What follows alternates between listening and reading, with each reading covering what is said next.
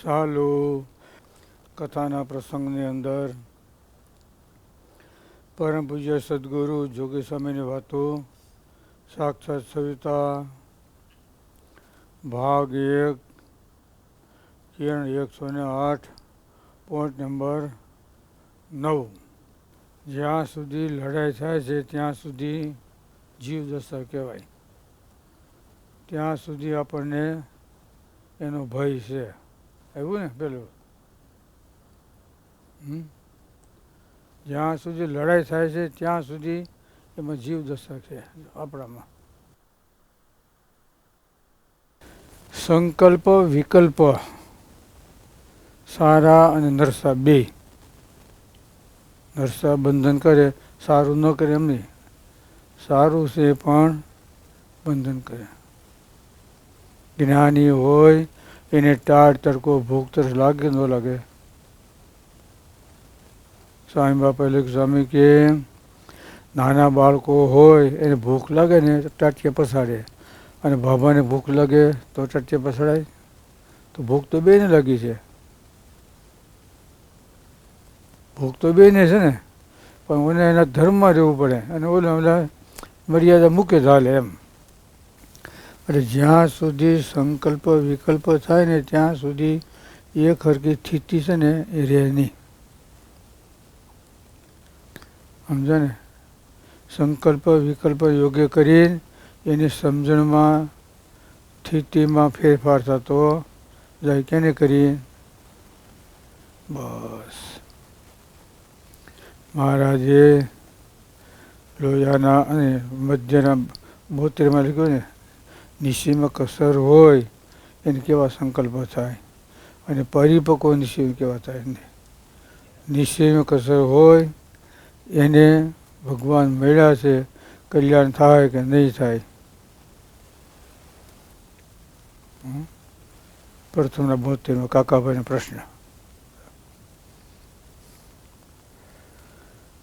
અને પરિપક્વ નિશ્ચય હોય એમ થાય, જે દિવસથી ભગવાનને સંત મળ્યા છે તે દિવસથી મારું પરિપૂર્ણ કલ્યાણ થઈ ગયું છે. આ ડગમગાટ ન થાય. આમાં નિત પ્રલય આવી જાય, આમાં નિમિત્ત પ્રલય આવી જાય, આમાં પ્રાકૃત પ્રલય આવી જાય, અને આમાં બોલો બોલો હા બસ શેમાં? પરિપક્વ નિશ્ચય થયો આ સંકલ્પ પરથી. સંકલ્પ ઉપરથી સ્વામીએ લખ્યું, કાલનો દિવસ કેવો આવશે, આજ કેવો સંકલ્પ હતો ને એના પરથી. એના પર સ્વામીએ આ પ્રથમના 72ના કાકાભાઈના એને જવાબ આપ્યો સ્વામીએ. સંકલ્પ થયો કાલનો દિવસ એ કેવો આવશે આજથી ખબર પડી જાય. મર્યાદા પુરુષોત્તમ રામચંદ્ર ભગવાનને ખબર નહોતી. ખબર પડી ને? સાંજે બેન બાજા વાળતા હતા અને સવારે શું થયું? મંદિરા મીડિયા વાગવા. પેલા બેન પાલટી હતી ને, અને સવારે શું થયું? બોલો, ગાદી બેવાનું હતું ને એટલે બધી ક્યાં જવાનું થયું? બોલો. તો સ્વામિનારાયણ ભગવાન એના ભક્તો એમાં તે સ્થિતિ. સ્વામી કે સંકલ્પ ઉપર ખબર પડી જાય કાલનો દિવસ આપણે કેવો આવશે, એના પર આ વાત કરજો. પરિપક્વ નિશ્ચય હોય એને આવા સંકલ્પ થાય, અને નિશ્ચયમાં હોય અને આવા સંકલ્પ થાય. બોલો. એના પર સ્વામી રાજાની વાત કરી. રાજો હતા ને, રાજા બધા લોદરિયા ગાજર છે ને એ આવ્યા, બહુ મીઠા લાગ્યા, બહુ ખાધા. પછી કે બિલ બનાવ્યું. બિલ એને કેટલુંક આવે? કાજુ જેવું ન આવે, કિસ્મત જેવું, બદામ જેવું આવે. મીઠા બહુ લાગ્યા, બહુ ખાધા. ઓહો, કે આવો માલ કહેવાય કે હા મારી વૃત્તિ આમાં ગઈ એટલે મારું હવે અધન પતન થવાનું છે. એટલે રાજા અર્થી ગયો. એમ સ્વામિનારાયણ ભગવાન એનો ભક્ત એના સંકલ્પ પર ખબર પડી જાય કાલનો દિવસ આપણે કેવો આવશે. બોલો જી જાણપણું મર્યાદા ભગવાન પુરુષોત્તમ એને ખબર નહોતી એ આના ભક્તને ખબર. હા ભગવાન સ્વામિનારાયણ એનું સર્વોપરી આ કહેવાય. આ એની મહત્તા કહેવાય. 50 વીઘામાં મંદિર ખડકી દીધું એની મોટાઈ નથી. નિષ્કુળાન સમય કે ને ભક્ત ત્રીજા પ્રકરણમાં ભગવાન એને એથી મોટાઈ નથી એમ. એના ભક્ત છે ને એના દ્વારા ભગવાને સંકલ્પ બંધ કર્યા. પોતે તો કર્યા,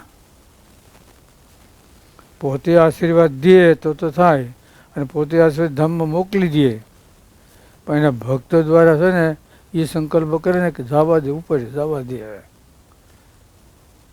એની મહત્તા કહેવાય. મોટા એ કહેવાય એમને ભક્તો દ્વારા કામ કર્યું. જો સ્વામીએ સાક્ષાત સ્વામી કેટલું પોતે કામ કર્યું, કેટલું સાધુ દ્વારા, કેટલું સત્સંગી દ્વારા, કેટલું ઈશ્વરીય, કેટલી સામર્થ્ય શક્તિ દ્વારા. જો તો કામ કરે પણ એના ભક્તો દ્વારા. સ્વામી ઘણી વાર વાત કરતા વાલેરે ભરું હતો ને, કેવો હતો ખબર છે ને? કેવો હતો કયો જી? વાલેરે ભરું બસ. હા એ ગુણાત્મક સંજોગમાં આવ્યો, સત્સંગી થયો અને એટલી હિંમત કરી કે એનો વાણી હતા ને એક પત્ની હતી, 60 વર્ષ દીકરો ન થયો પણ બીજી કરી તો એને 10 વર્ષ કે તોય ન થાય. પછી તુલસીરામ ભગવાન છે ને, શ્યામ ભગવાન એના દર્શન કરવા જતા હતા. વાલેરો એની જે ખડકી છે ત્યાં બેઠો હતો ડેલીએ. ક્યાં જવું કે શ્યામ ભગવાન દર્શન કરો. કેમ? આ બીજી પત્ની કરી છે ને એને પણ દીકરો 10 વર્ષ થઈ ગયા એ માટે જાય છે. એટલે બે છે કે એક કે નવી તું જ ખરો, પણ હું ભગવાન સ્વામિનારાયણ એના પર આશીર્વાદ દઉં છું. જૂની છે ને એને 2 થાય. હા તો આને જા, આને કંઈ નહીં થાય. હું કીધું અને 2 દીકરા થયા. આ કેની મહત્તા કહેવાય? ગુણાતાન સ્વામીની. એનો ભક્ત એના આશીર્વાદથી એમ જો બોલો જોઈ સ્વામિનારાયણ ભગવાન સમાગમ નહોતો કર્યો તો એનો ભેટો થયો હતો, એના દર્શન થયા હતા નહોતા થયા. એટલે ગુણાતાન સ્વામી મહિમા કેવો હોય ને આનાથી કહેવાય, વાલેરા ભરુથી. એમાં એટલી શક્તિ છે. બોલો કેવો હતો ખબર ને? જોબન પગીનો ભાઈ હતો કે બીજું કઈ હતું? એ થોડો મોટો હતો ને આ થોડો ઝીણકો હતો. 2 ધંધાધારી 2 એક જ હતા. કેટલું બળ આવ્યું મારા ભગવાન સ્વામી ગુણાતાન સ્વામી એના પર તાપથી આશીર્વાદ દઉં છું. નવીને નહીં થાય, જૂનીને 2 થાય. 2 જોયું જોયું ને? એ શક્તિ કે નહીં? ગુણાતીતની. આ ગુણાતીત શક્તિ કહેવાય. બોલો એટલે ગુણાતીત સમયમાં કેવું હોય ને તો એને કહેવાય.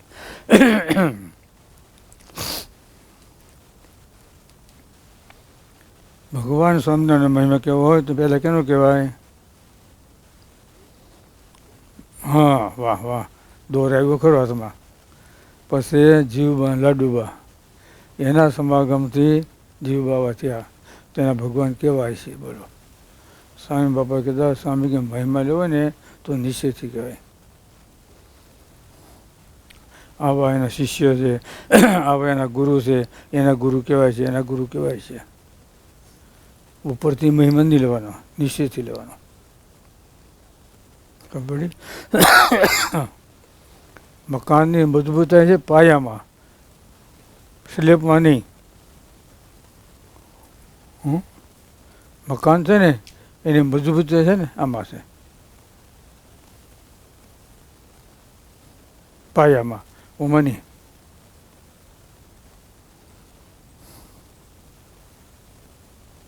બોલો.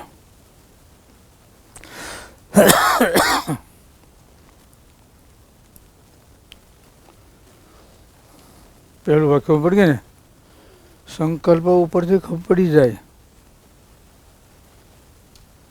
કેવા સંકલ્પ થયા એ ઉપર થાય. જો કેવું સુખ, કેવું દુઃખ, કેવું સ્થિતિ, કેવી સમજણ, કેવી ઉપાસના એ ઉપર ખબર પડી જાય.